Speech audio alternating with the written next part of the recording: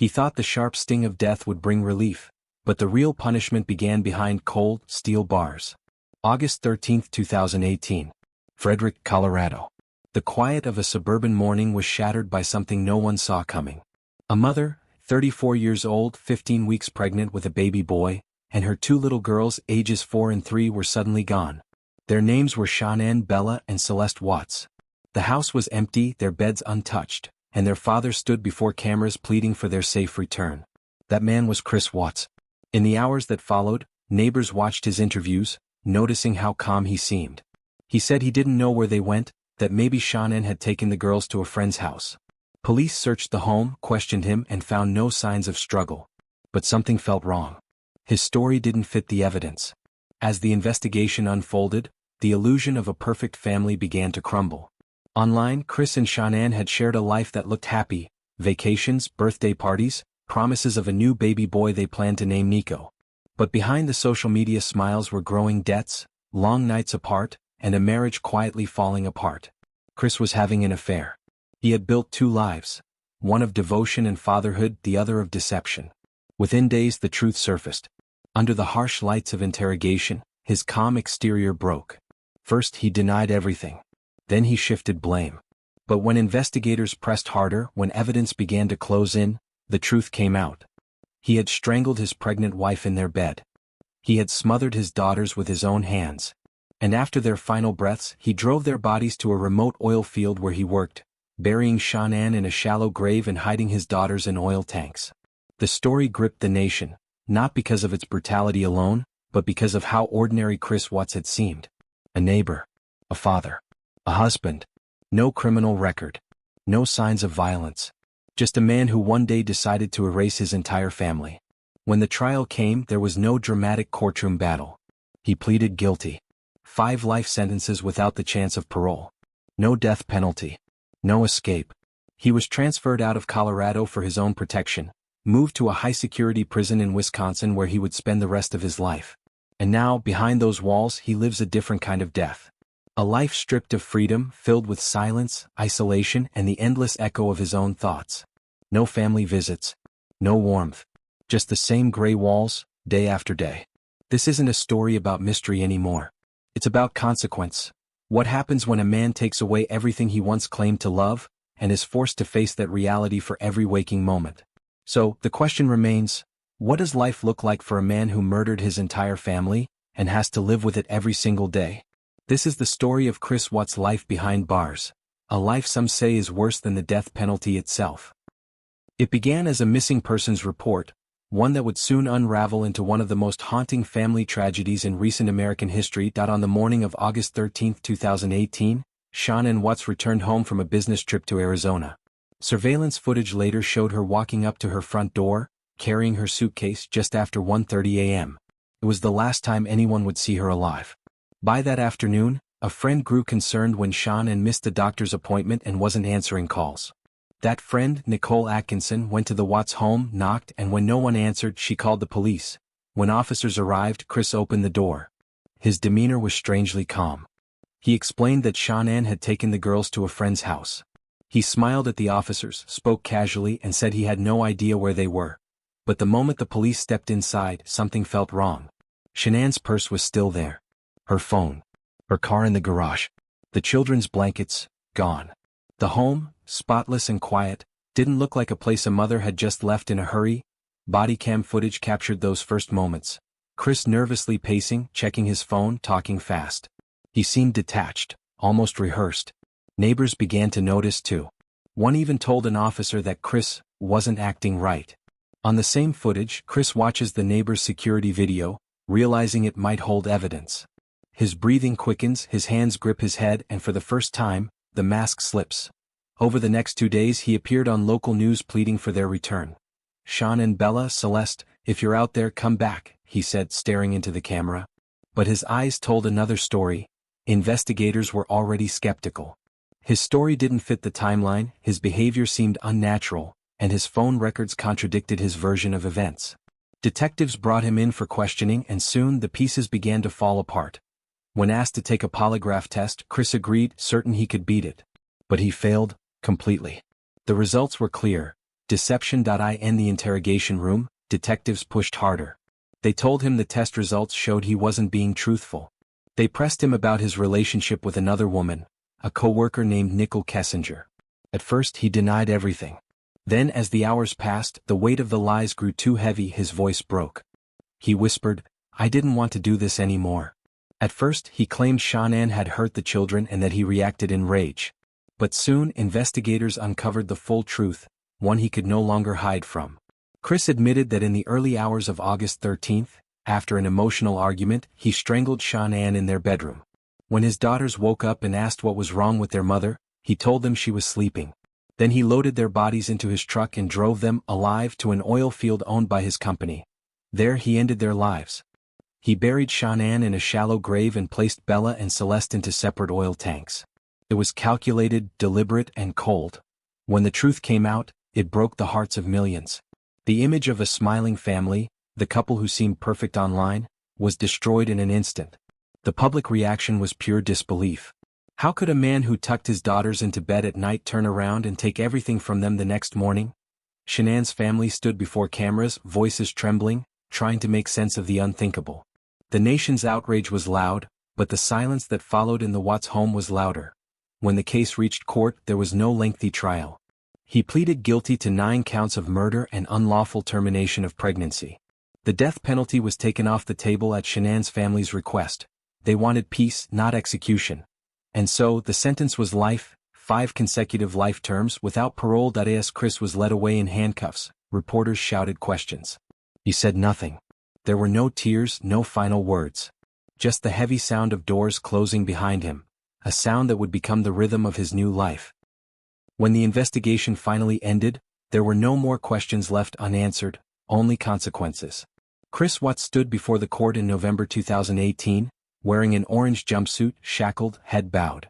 It was the first time he had been seen in public since his arrest, and the world saw not a husband or father, but the man who had murdered his entire family. The courtroom was packed, prosecutors, journalists, grieving relatives, and strangers who had followed the story from every corner of the country.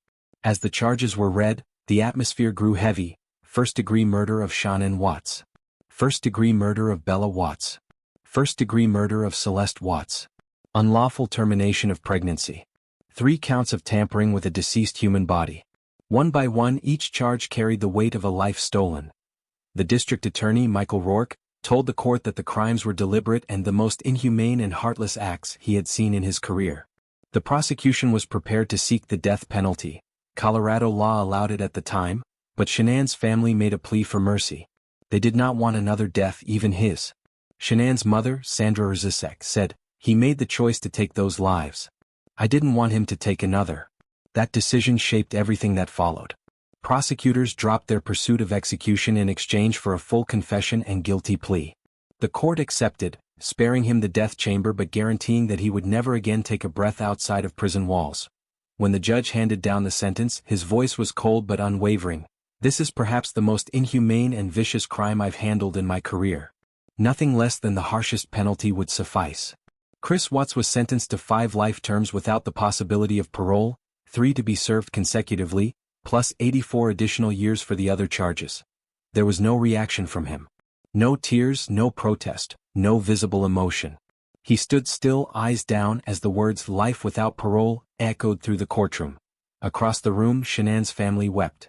Her father, Frank Rzusek, looked directly at Chris and said softly, "You have destroyed us." The quiet sobs of her mother and brother filled the room. Even the judge paused before ending the hearing, saying, "May God have mercy on your soul." When the sentence was over, Chris was led away, shackles clinking against the floor. The cameras followed him as he disappeared through the side door, the last glimpse the public would ever have of him as a free man. The first days in jail were unlike anything he had faced before. Authorities placed him under suicide watch at the Weld County Jail in Colorado. Guards checked on him every 15 minutes, ensuring he didn't harm himself. Inmates whispered about his crime. Even inside those walls where everyone had done something terrible, his actions drew disgust. Psychological evaluations described him as flat, emotionally disconnected, and detached from reality. He ate little. He spoke less. When questioned about why he had done it, he couldn't give a coherent answer, only that it felt like something else took over. Within days, threats began to circulate. Word spread quickly that the man who killed his pregnant wife and 2 daughters was in custody. To protect him, officials kept him isolated in a single cell, away from the general population. He had no contact with other inmates, no phone privileges beyond monitored calls to his lawyers, and no family visits. But even isolation couldn't shield him completely. From inside other cells came muffled shouts, insults, and the occasional banging on walls, reminders that even among criminals there was a line, and he had crossed it. Prison staff soon realized his continued presence in Colorado posed a serious safety risk. The case was too infamous. Too many inmates had seen his face on television, heard the details of his crimes, and made their own judgments. Rumors of plots to harm him reached the administration. In December 2018, just a month after sentencing, Chris Watts was quietly transferred out of Colorado in the dead of night, without warning to other inmates. The state arranged a special interstate agreement, sending him to Dodge Correctional Institution in Waupun, Wisconsin, a maximum security prison nearly 1,000 miles away. The transfer was done for one reason: survival. Wisconsin's facility offered a more controlled environment and the possibility of long-term protective custody. There he would live in a small cell, separated from the general inmate population, largely unseen and unheard. As he arrived at Dodge, his new identity took hold. Inmate number 674796. His world had shrunk to concrete walls, a steel bed frame, and a narrow slot in the door for meals. He was no longer a father, no longer a husband, just a number on a roster, a case file in a system that would never release him. Inside those walls, no one cared about his former life. His fame meant nothing. His guilt was everything. The silence he had once feared now surrounded him completely, endless, suffocating, and final, and in that silence reality began to set in. Death might have been an end, but this was forever. Inside Dodge Correctional Institution in Wisconsin, time moves differently. Days don't begin, they repeat. Chris Watts arrived here in December 2018, a man stripped of every identity he once held. No longer a husband, father, or co-worker. Just inmate 674796. The prison itself is a fortress of concrete and steel, surrounded by multiple layers of razor wire. Floodlights pierce the darkness each night, scanning across high fences and motion sensors. Every movement inside is tracked, logged, and monitored.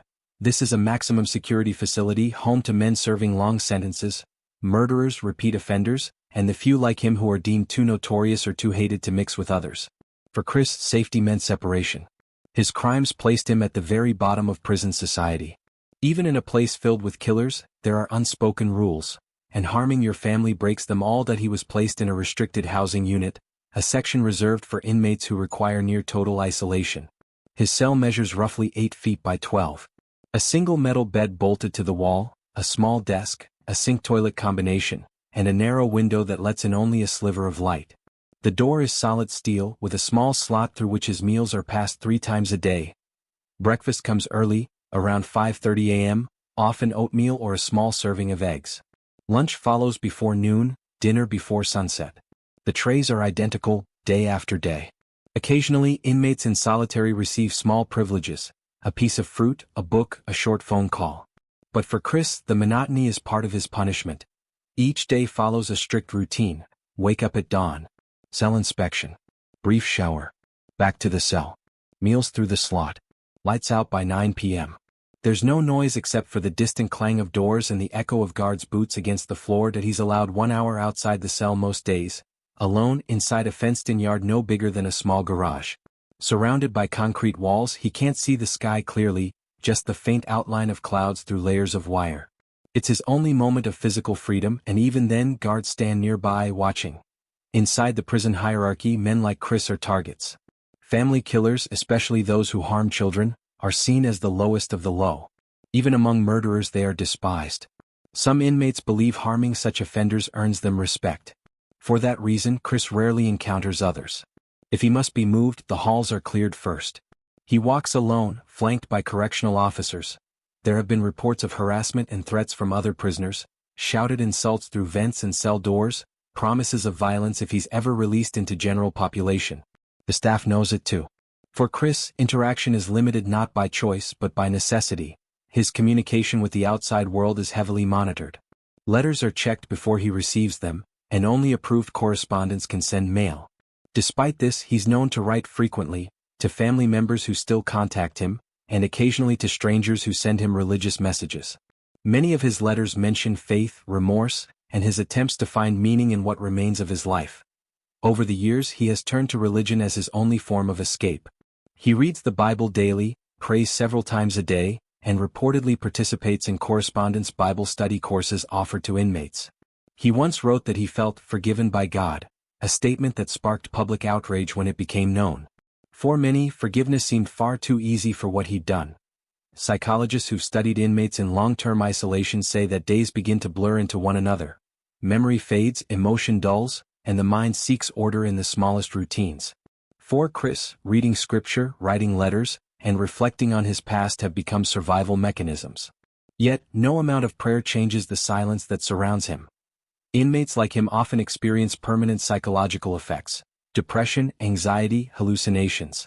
Isolation doesn't just separate the body from society, it fractures the mind. Reports from those who've spoken to him describe a man who appears calm on the surface, polite, even friendly in tone, but emotionally hollow. His smiles are practiced, his words measured. As though he knows remorse is expected, but real emotion never arrives. The guards who interact with him keep their distance. Some describe him as compliant and quiet, never causing trouble. He follows rules, avoids confrontation, and speaks only when spoken to. But others say there's something unsettling about that calm, the way he can recount the past without trembling, as if the enormity of his actions never fully reaches him. Each night as the lights go out, his cell falls into near-complete darkness. There's no sound except the hum of ventilation. He's left alone with memory, the faces of his wife, his daughters, the life he destroyed. There's no escape, no distraction, no one to share the weight of those thoughts. And that, perhaps, is the truest punishment, not the bars or the walls but the eternal awareness of what he's done. Every day is a mirror reflecting the same truth back at him.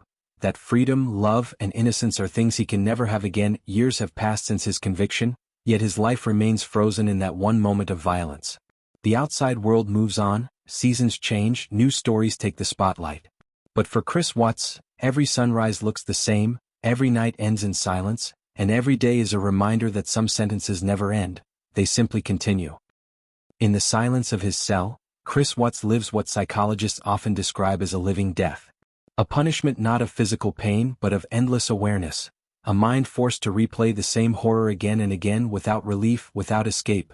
Experts who have studied cases like his agree, isolation magnifies the human conscience. For men serving life sentences, especially those who have killed their own families, solitude becomes both a shield and a tormentor. There are no distractions, no routines of family life, no noise to drown out thought. The walls close in not just physically but mentally, forcing the mind to turn inward, to face what it once tried to hide. Over time, prisoners in long-term solitary confinement experience what researchers call slow cognitive decay. Memory dulls. Emotions flatten. Days lose structure. For some, the silence breeds regret. For others, denial. But in either case, the human mind begins to crumble under the pressure of its own weight. For Chris Watts, the torment is both external and internal. He is cut off from the world but never from himself. Reports from those who have communicated with him, through letters, monitored calls, or interviews, describe a man who struggles to balance guilt with justification. He claims to have found faith, often writing about forgiveness and redemption. He studies scripture daily, writes verses on scraps of paper, and fills the margins of his Bible with reflections on sin and salvation. In one of his letters, he wrote that he has found peace with God, and that he believes his family doesn't hold hatred toward him anymore. To some, those words sound like denial, an attempt to soften the unbearable truth. To others, they reflect the mind's final defense mechanism, creating comfort where none exists. Psychologists call it cognitive dissonance, the inability to fully accept one's own actions when they conflict with the image of who one believes themselves to be. For Watts, admitting that he is beyond redemption would destroy the fragile mental structure that keeps him functioning. So instead, his mind rewrites the story, not to erase it but to survive it. Criminologists who have analyzed similar cases describe a cycle common among men like him. First comes shock, the sudden collapse of everything they once knew. Then detachment, the emotional numbness that replaces guilt. Finally, rationalization, the quiet rewriting of history to make their crimes seem bearable to their own conscience. But isolation interrupts that process. There is no one to talk to, no social reinforcement, no validation. Every attempt to justify collapses under the silence. The mind becomes both prison and judge. Dr. Craig Haney, a psychologist who has studied solitary confinement for decades, once said that extended isolation is psychological torture, a form of death that keeps the body alive while the mind slowly disappears. And for family murderers, that death is especially cruel. They cannot reach for the people they destroyed, they cannot seek forgiveness from those they silenced. Every face they remember is a ghost they can never speak to again. Inmates who have served life sentences for similar crimes describe a hauntingly similar pattern. At first, they focus on survival, learning the routines, keeping their head down. Then comes reflection, remembering the lives they took. But after years, reflection turns to obsession. They replay moments from the past over and over, trying to find the exact second where everything went wrong. Some say they can still hear the voices of their victims. Others say they can't remember them clearly anymore, and that loss, that fading of memory, is its own punishment. For Watts, the paradox is endless. He has said that he prays for his wife and daughters every day, that he speaks to them in silence, asking for forgiveness he can never receive. But he also claims he feels peace, a word that clashes with the magnitude of what he did. It's as if his mind hovers between two realities, one where he accepts guilt, and one where he pretends redemption is possible. The reality, however, is colder. In the eyes of the world, he is a man who ended 4 lives, his wife, his 2 daughters, and the unborn son who never had a name outside his parents' dreams. And in the eyes of the prison system, he is simply inmate 674796, living out his days in a place designed not just to confine the body, but to suffocate the spirit. Experts often debate which punishment is worse, death or life without parole. Those who have studied prisoners serving such sentences describe life imprisonment as a slow death of identity. The inmate is erased from the world, forgotten by most, unwanted by others. They live but no longer belong anywhere. The death penalty ends consciousness. Life imprisonment sustains it, but removes everything that makes life meaningful. It's punishment by existence, a sentence that forces a man to wake up every day and remember. For some, that's far more terrifying than the thought of death itself. Years pass and the world outside forgets. But for Chris Watts, every second in that cell stretches endlessly. There is no sound of children laughing, no voice calling his name. Only the hum of the lights, the weight of silence, and the thoughts that never leave him. And that is the essence of his punishment, not the loss of freedom but the endless confrontation with himself. Each night when he closes his eyes, he faces the same question he once ignored: what kind of man destroys his own world? And in that question lies the truth he can never escape. For the rest of his life, Chris Watts will live within that moment, the point where his humanity ended. He may breathe, eat, sleep, and pray, but every breath will echo with what he took away. And perhaps that's the most fitting justice of all, a sentence not written in years but in guilt that has no end. Even years after the prison gates closed behind him, the story of Chris Watts refuses to fade from public consciousness. It lingers, not because of morbid curiosity alone, but because it confronts us with something deeply uncomfortable about human nature: the contradiction between appearance and reality. In the months following his sentencing, documentaries, interviews, and countless YouTube analyses flooded the internet. Netflix released American Murder, The Family Next Door, a chilling retelling of the case built entirely from real footage, Shanann's Facebook videos, police body cams, text messages. It offered no narration, no commentary, just the stark reality of a family that seemed perfect until it wasn't. The world watched, transfixed, as the illusion unraveled in real time. News networks revisited the story every anniversary. True crime podcasts dissected his psychology. Internet forums filled with theories, some seeking justice, others spreading falsehoods. TikTok users recreated moments from Shanann's life, while YouTubers debated whether Watts' newfound faith was genuine or performative. Each retelling seemed to stretch the line between remembrance and obsession. And yet, this fascination reveals more about society than it does about him. There's something hauntingly reflective about the way people engage with true crime, as if, by understanding monsters, they can reassure themselves that evil is distant, identifiable, and controllable. But the Watts case shattered that comfort. It wasn't a stranger, a drifter, or a shadowy figure in the night. It was a husband, a father, someone who looked ordinary. That's what unsettled the world most: how normal he appeared before everything changed. Psychologists who study true crime audiences say this fascination is often rooted in fear management. We watch because we need to understand. We analyze because we crave warning signs. In some twisted way, learning about the worst makes people feel safer, as though knowledge itself could protect them from tragedy. But there's another side: one less discussed and far more uncomfortable. The constant retelling, the endless headlines, the viral clips, they keep the killer's name alive, often louder than the voices of those he silenced. Shanann, Bella, Celeste, and unborn baby Nico, their lives risk being reduced to footnotes in the story of the man who took them. Shanann was more than a victim. She was a mother who recorded her daughter's laughter to share with friends. She was ambitious, building a life through hard work and optimism. Bella and Celeste were full of light. Their tiny voices echo in old videos, singing songs calling for mommy. Nico was the hope of a new beginning that never came. Over time, their family's friends and relatives have fought to reclaim their memory, creating charities, posting tributes, speaking publicly not about the crime, but about the lives lived before it. For them, remembrance is resistance. Each story told about Shanann's kindness, each memory of Bella's curiosity or Celeste's laughter, restores the humanity the crime tried to erase. As the media continues to dissect every detail, ethical questions persist. At what point does awareness become exploitation? When does storytelling cross into spectacle? And how do we honor the victims while acknowledging the darkness that took them? True crime has always walked that thin line. The most powerful stories are those that don't glorify the killer, but confront the fragility of human morality. They remind us that beneath every headline is a ripple of real lives, people who loved, dreamed, and trusted. The Watts case stands as a mirror, reflecting not only one man's evil, but our collective hunger to understand it. We watch because it terrifies us. We retell it because it lingers in the mind, the idea that someone who smiled for family photos could carry such silence inside.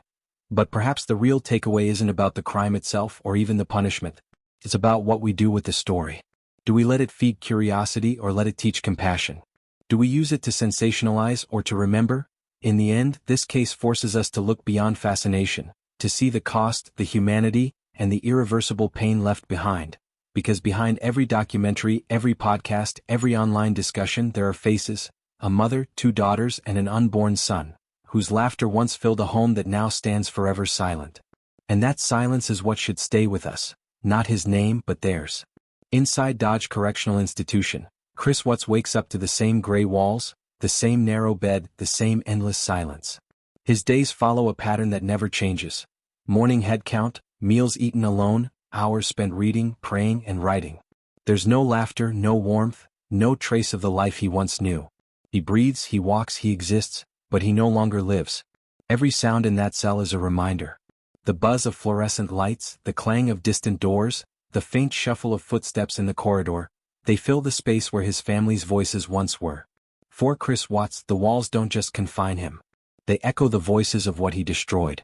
He is a man who will never again see the sky without fences, never again touch another soul without permission, never again be seen as anything but the man who ended his own bloodline. No parole. No second chance. Only the weight of what he did and the years that stretch endlessly ahead. Some call it justice. Others call it mercy, sparing his life so that he must feel it every single day.